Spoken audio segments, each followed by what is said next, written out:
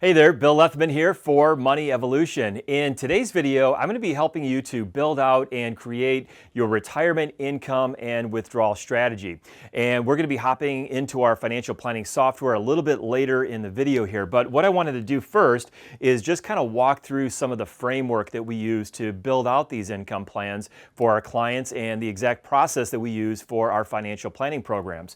So there's really 5 steps involved in this. And step number 1 is probably really the most important one, and that's really to build out and understand some of those different moving pieces that you have going on in retirement. And we're going to want to know what income is coming in and when is that income coming in.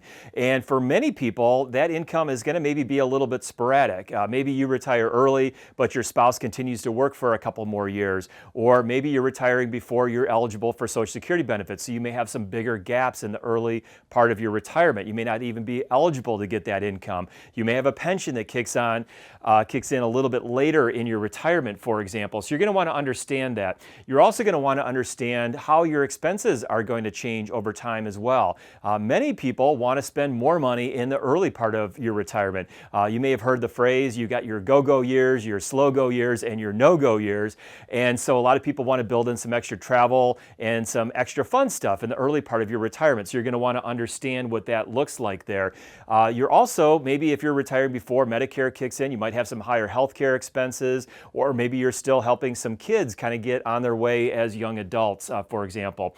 Step number 2 is we really want to dial in our plan. So once we understand where we're at right now and where we'd ideally like to get to, we want to make sure the plan is going to have a high level of confidence that you're going to be able to do those things. Sometimes for some of our plans, that might be maybe bumping retirement out a couple of years if necessary, or maybe changing up your spending. If your plan looks really good, maybe you're adding in some extra spending to do more of that fun stuff. But you're going to want to dial in that plan and make sure that it has a high level of confidence. Step number 3 is we're going to start to look at how to optimize this for taxes over time. And this is a really big part of the process. And I just finished up another video here yesterday where I got into a lot of detail about tax optimization. And taxes are one of those expenses that really never goes away. It's going to be with us for the rest of our life. And it actually may be one of your biggest expenses that you have in your retirement. So we're going to want to look at things like what is your tax rate now and how is your tax bracket changing over time? What may be happening with your required minimum distributions that you have to take out from your traditional retirement accounts? Is that potentially pushing you up into a higher tax bracket? And really understanding what that long-term tax situation looks like. And are you going to be in a position where those taxes are going to be higher later on? That's kind of a myth that a lot of us were led to believe, is when we put money into these retirement accounts, we said, okay, we're getting the tax deduction now, but we're going to maybe be in a lower tax bracket in retirement. Well, for many people, especially if you do have those larger balances in those traditional accounts, that may just not be the case there. And then step number 4, we're going to want to plan out some of those tax optimization strategies. Primarily for most people, it's going to be looking at whether Roth conversions make sense for you or not. And something I missed over here in the tax optimization that a lot of people may have are some low tax years, especially if you have, like I said earlier, a little bit lower income coming in the first part of retirement. You may have some real opportunities to do those Roth conversions. Now, those Roth conversions are going to mean that you're going to have to pay some bigger tax bills up front. So that's going to grow your gap a little bit. So you're going to have to take bigger withdrawals potentially from those portfolio assets. So we want to do all of that before we get to finally step number 5, which is to actually build out that plan. But before we do all of that, we really have to understand the roadmap, understand all of those different moving pieces, what exactly is happening, and what those gaps are, and then we can go on to build our retirement cash flow plan. Okay, so we're going to go ahead and we're going to dive into our financial planning software. And what we're using here is we're using the advanced planning features of the eMoney financial planning program. Some of you may have heard of eMoney before, maybe even used it, but they do have a very much more watered down version of this software. And so what we're using here is we're using their highest tier available that really gets into the detail. And I think this is going to be especially important as we get into some of the tax optimization strategies and really into the fine details of really mapping out this retirement income plan. So here we are, we're inside the software, and we have one of our hypothetical clients, Steve and Sandy Bishop. They are recently retired. Steve's age 62. 62, Sandy's age 60. Again, this is all hypothetical. Your situation may be a little bit different than this, but I hope this is going to give you a pretty good idea. So if we go back to what I talked about at the beginning of the video, step number one is really to lay out and map out those income and expenses that are happening so we can understand what our gaps are. And so we've already built this software plan out for them, and so we can see just what kind of detail is in here. So when we dive into, for example, income flows, we can see Steve's got a little bit of a part-time job for a few years in the early part of retirement, about $20,000 a year coming in. He also has a pension, but he's not getting that right away. He's waiting till age 65 to get that pension. And then we've already done in another video some Social Security optimization, and we've determined that waiting till full retirement age for Steve and Sandy was the best outcome for that. So they have Social Security kicking in at each of their full retirement ages. And again, because they're 2 years different in age, that doesn't start at the exact same time. So we can even go into here and see that Steve's obviously going to get his benefit about 2 years before Sandy will. Then on the expense side of things, we talked about mapping in all of your expenses, and you're going to have a couple of different categories, including some of those extra expenses that you want to do some traveling or some fun stuff with, and even mapping in some of the Medicare healthcare expenses that might be kicking in as well. So we separate these expenses into a few categories. We have living expenses, which are going to kind of be your core expenses you're going to have throughout retirement. They do have a mortgage, but that mortgage is going to be paid off in a few years, so we certainly don't want to plan out a mortgage for 20 or 30 years if you're only going to be spending 5 or 6 years continuing to pay on that. The real estate expenses are broken out separately. In another video, I did a buy-sell, which we had a client that was, a hypothetical client that is, that was looking at getting their retirement a little bit more on track, and so by downsizing their house to something a little bit less expensive, put them in a much better level of confidence for their financial retirement future there. So when we do that, we can very easily separate that out. And so we have real estate expenses there. And then on other expense flows, we can map in all of those other things. So we had a little bit of a house project, painting a house, an anniversary trip coming up in a couple of years. And then here's where we put in some of those pre-Medicare healthcare expenses. So Sandy's going to pay those a little bit longer because she has a couple more years until she gets to be 65. Steve's got them for just this year and the next 2 years. And then each of them will go on Medicare after that. So that's going to be a lower expense typically than those pre-Medicare expenses. And then we budgeted in some extra travel for about the first 10 or 15 years of retirement there. And so we want to really build this in. And then step number two, which we've already done here, is really dialing in the plan to make sure this has a high level of confidence. And I think we're up above 96% in terms of the Monte Carlo confidence level for this particular plan. So we want to make sure that all looks very good here. And then step number three is we're going to start to look and identify some of those things that are going to give us some optimization, especially when it comes to taxes. And so one of the things we can see here on this cash flow report are something called plan distributions. Well, that's not our plan, that's the IRS's plan. And so at age 75, for Steve and Sandy, they're going to have to start beginning to take out mandatory distributions from their traditional retirement accounts. So Steve hits 75 first, and then Sandy hits that a couple years later. And we can see that's a big number, $183,000 in the first year. And then as time goes on, through the growth of those portfolios, we have a pretty conservative growth rate in here, just 5%, but it gets up above $400,000. And so we can see their level of income is approaching those levels where we might have some higher taxes that we're going to want to think about there. And we can see what that's looking like. And then we can also see here too, again, this is going to be just preliminarily, but we can see what our net cash flow is, and that's going to be our gaps. And understanding the gaps is really the key to putting together this income strategy and withdrawal plan from your portfolio. So we can see year one, there's $154,000 that's going to need to be withdrawn from some part of the portfolio to meet those spending needs. Then next year it's $197,000, and it's a little bit variable because we put in some extra things. We had a daughter's wedding, we had a painting of a house, whatever that may be. Again, those healthcare costs that are going to be a little bit higher in the first part of retirement. And then that gap starts to shrink a little bit as you start to get, Steve gets his pension benefit at age 65, then a couple years later starts to get his Social Security benefits, and then a couple years after that, Sandy starts getting her Social Security benefits. So we can see in the beginning of this retirement, those gaps are a lot bigger. And we can see that here with this graph on the left, where we can see what is happening visually with that cash flow on an ongoing basis there. We can also go in and we can get a quick idea of what we're looking like from a tax perspective. And this wasn't going to be a video about taxes, but I don't think we can really create that retirement income strategy without looking at what those Roth conversions or those potential tax savings opportunities are. And when we first look at this is the amount of tax that Steve and Sandy are projected to pay each year based on all of those different factors that are going into their plan. And a big part of that is what are the withdrawals coming out of the retirement accounts, because that's all going to be taxed at ordinary income rates. So the more money they need, the more money that's going to have to be withdrawn from those portfolios, and that's going to be a bigger amount of tax. So having that mapped out is really essential. You can't do this without having that map of what that cash flow looks like here. But we can see very clearly that they're going to have some lower tax years in the early part of retirement. And that's really probably describing maybe 80 or 90% of all the plans that we do, where you have these low tax years. And that's what we're going to be looking at taking advantage of.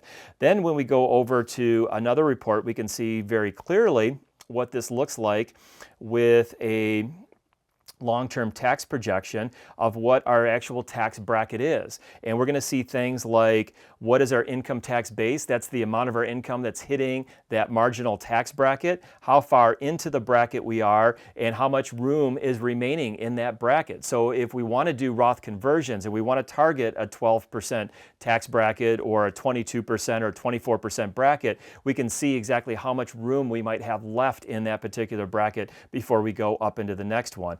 So they're in a pretty low tax bracket, 12%. They even hit 10% one year, and then they slowly creep up there to 22% and then 24%. So what we're going to want to do generally with most of our tax optimization strategies is we want to smooth that out a little bit. We want to take advantage of some of those low tax years and maybe push in some additional tax by doing Roth conversions. And we did that here in a quick example, and I'm not going to get into all the details here because I did that in another video. But when we look at those Roth conversions and we just targeted, let's say, the 22% tax bracket, now we can see those yellow bars are really taking advantage of where we are in the room that we have left up to that 22% bracket. And this had a very nice outcome. In fact, we typically see some pretty nice outcomes when we're planning this out. But cumulatively, over their lifetime, Steve and Sandy, if they did these Roth conversions, would stand to save over $700,000 in total taxes over their lifetime. And at the same time, because of those tax savings and the compounding on that over 20, 30 years of their retirement, would have an additional nearly $2 million in their portfolio assets because of those tax savings here. And so that's very important to look at. But what we want to do is, now that we know that, we can come back to our cash flow and we can see exactly what that's doing. So again, we were looking at, without doing those Roth conversions, 154, 197, then it gets back down to 150, 140. And if we put those Roth conversions in here, we can see that's obviously going to be more tax, so that's going to give us some bigger gaps. And so we can see, okay, now it's 195,000 in the first year, 250 in the second year, and then 220, 224, 173 on an ongoing basis. So understanding that really is the most important thing in putting together this retirement income and withdrawal strategy, because if we don't know how much money we're going to need to withdraw from the portfolio, we really are just kind of guessing at all of this. So I'm going to hop over to the board here and we're going to kind of map this out.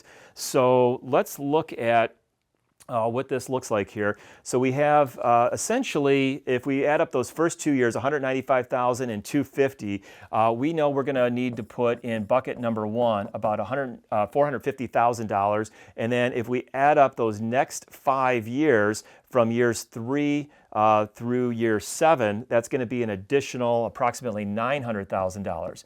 And so generally, when we think about creating this retirement cash flow map, and I kind of skipped over this, I apologize, but we're going to have 3 buckets. And what we want to do is we want to lessen the chance that we're going to have to take a withdrawal from our portfolio when the market may be down in value. So we don't want to have all of our money in growth investments or things like that that could take a big dip from time to time, and we need money for our living expenses in retirement, and we have to sell things at a loss. So what we want to do is sort of create a buffer. And so bucket number 1 is going to generally have about 2 years worth of your cash flow needs. And that's going to be invested in something that's going to generally be very conservative. We're talking money markets, short-term CDs, treasuries, something along those lines, something that's going to be liquid so you don't have to sell something to get the money back out, but something that's going to maybe produce some level of income. And fortunately, right now in 2025, interest rates are still fairly decent. So there is opportunity to get, something maybe around 4% off of those assets there. But 450 would go into bucket number 1, and then we're going to add up those next 5 years worth of cash flow needs, and that's 900,000, and that's going to be 5 years, and we're going to still stay very conservative with this, but it might be something like a CD ladder, a bond ladder. You could put some other investments in there that, are not going to really change that much with market swings and things like that. And then everything else can really go into this growth bucket, and that's going to be what's going to help us keep up with inflation over time. And essentially then what we're going to want to do is every year we're going to want to come back and we're going to want to replenish buckets number 1 and bucket number 2. And the way we're going to do that is some of those investments from bucket number 2 are going to mature. Let's say if we're building out a CD ladder or bond ladder, something like that, and that's going to go in and fill in the next year's money for bucket number 1. So we have that bucket always topped off there. And then we're going to do the same thing here with that money from the growth bucket. We're going to take that money from the growth bucket and we're going to come back here and maybe go back out and buy another 7-year bond or a 7-year CD that's going to mature in time for it to come back and refill bucket number 1. So the idea of this is that if the market does go through a downturn, or maybe I should say when the market goes through another downturn, you could let this growth bucket just kind of stay there. And so the bucket number 1 and bucket number 2 are going to sort of deplete over that, however long the market is down, if it's a year or 2 years or 3 years until that market comes back. So it's giving you a buffer. It's not perfect because some market downturns could certainly last longer than this 7-year window that we're talking about here. But if we look at the historical numbers here, this is something that's going to give us at least a fighting chance that we'll have an opportunity for that growth bucket to recover if we do go through, or when we go through, that next market downturn. So hopefully this has been helpful. Hopefully you're starting to get a pretty good idea of the process that you should be thinking about as you're building out your retirement income and withdrawal strategy. So again, the software that we're using for all of this is called eMoney, and we're using the advanced planning part of eMoney. And you can see that we can get into a lot of detail here to really fine tune this and really get into some of those optimization strategies, especially as it pertains to tax planning. And it's a key component of our financial planning programs that we offer. One of those is something we call the Retirement Time Machine. And it's something I created a couple of years ago to sort of be in the middle of something that would be a complete DIY retirement planning software program versus a full-blown financial plan. I think it kind of leans a little bit more towards a full-blown financial plan here, but really it kind of walks you through step by step. So if you've ever tried to do some of this stuff on your own through one of those DIY tools, you may have found that it's either overly simplistic or it's hard to use, or maybe both. Maybe it's hard to use and it's too overly simplistic. So you're sitting there trying to figure out how to put all that information in there. Are you doing it correctly? And then it's going to give you some reports, and then you don't really know what those reports mean or what kind of decisions you should be making with that. And so that's where the Retirement Time Machine, we're going to walk you through how to put this whole thing together. In fact, you actually do a very simple fact finder, send it back to us, and then we build the plan for you. So you don't have to figure out how to put the information in there. We're going to make sure it's in there correctly. We have a whole bunch of videos in a library that are going to walk you through, helping you to understand the reports, help you walk you through this exact retirement planning, financial planning process to know what those reports mean and what are some of the decisions you should be thinking about or making as a result of some of those reports that you're looking at. Plus, we also include a one-on-one session with our team that's going to make sure that you have the plan completed correctly, that it all makes sense, and then we're going to walk you through some of that. So you're going to walk away from that meeting having a very clear understanding of your retirement plan and what are some of those key things that you should be thinking about there. It is 100% a standalone financial plan, so it's not a pitch to sell any other investment services or anything like that. It's really just to help you dial in what we're looking at here, which is some of this financial planning, retirement planning software and everything. So anyway, and you have lifetime access to the software tool that we're looking at here today. So anyway, if you want to learn more about the Retirement Time Machine, you can head over to retirementtimemachine.com and learn more about that. And anyway, if you like the video, hit that like or subscribe button, and I will see you back soon. Thanks.